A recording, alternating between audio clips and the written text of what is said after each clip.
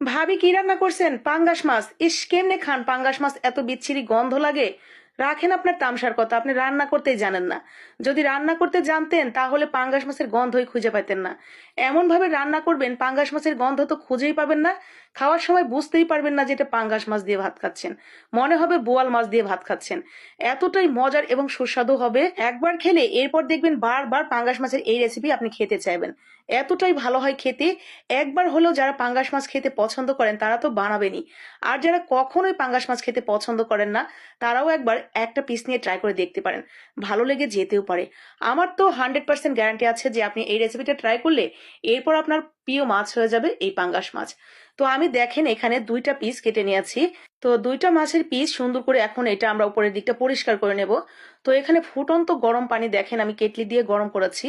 তো ফুটন্ত গরম পানি উপর থেকে ঢেলে দিয়েছি। এখন কি করব, এই যে এইভাবে দেখেন ছুরি দিয়ে একটু চাষ দিলেই না উপরের যে কালো আবরণ, তো সেটা একদম উঠে আসবে। তো উপরের কালো আবরণটা আমি উঠিয়ে নিয়েছি। আজকে আমি মাছের যে উপরের চামড়াটা সেটা ফেলবো না, ওটা খেতেও ভালো লাগে। তো মাছের চামড়াটা না ফেলে ঠিক এইভাবে যদি পরিষ্কার করে নেন, আপনার কোনো রকম ঘষাঘষি করতে হবে না। জাস্ট একটু গরম পানি দিবেন আর একটু সামান্য একটু দেখবেন টান দিলেই ওটা উঠে আসছে। এরপরে লবণ এবং লেবু দিয়ে মেখে রেখে দিবেন প্রায় 10 মিনিট। লবণ এবং লেবু দিয়ে এই 10টা মিনিট কিন্তু অবশ্যই রাখবেন। লেবু লবণ দিয়ে মেখে রাখার ফলে এই পাঙ্গাস মাছের যে গন্ধটা সেটা একদম চলে যাবে। আর লেবুর জন্য এটা যখন খাবেন তখন সুন্দর একটা ফ্লেভারও পাবেন। এরপরে আবারও পুনরায় কুসুম গরম পানি দিয়ে 3-4 বার পানি পাল্টে পাল্টে সুন্দর করে ধুয়ে লবণ হলুদ মরিচের গুঁড়া টোড়া মেখে এরপর ভেজে নেবেন সুন্দর করে। তো ভাজার আগে শুকনো মরিচ পরিমাণ মতো যতটা আপনি ঝাল খাবেন সে অনুসারে, আর বেশ কিছুটা রসুন সুন্দর করে ভেজে তুলে নিয়ে ওটা বেটে নেবেন পাটায়।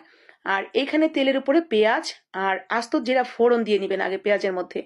তো জিরাটা ফোড়ন দিয়ে এরপরে পেঁয়াজটা দিয়ে দিবেন। আর দিয়ে দিবেন তেজপাতা। তারপরে আমরা একটু পেঁয়াজটা ভাজা ভাজা করে নিয়ে দিয়ে দিব এখানে আপনার একটু পানি, তারপরে হলুদের গুঁড়া মরিচের গুঁড়া ধনিয়ার গুঁড়া স্বাদ মতো লবণ তো অবশ্যই দিবেন। এরপরে সেই বাটা মশলাটা দিয়ে প্রথম ধাপে মশলাটা একটু কষিয়ে নেবেন। এরপরে আবারও পানি দিয়ে আবারও কষাবেন। মশলাটা সুন্দর করে 2বার কষাবেন। তো 2বার মশলাটা কষানোর ফলে এর এত সুন্দর একটা স্মেল হবে, খেতে গেলেই বুঝতে পারবেন যে আসলে এটা কতটা ভালো হয়েছে।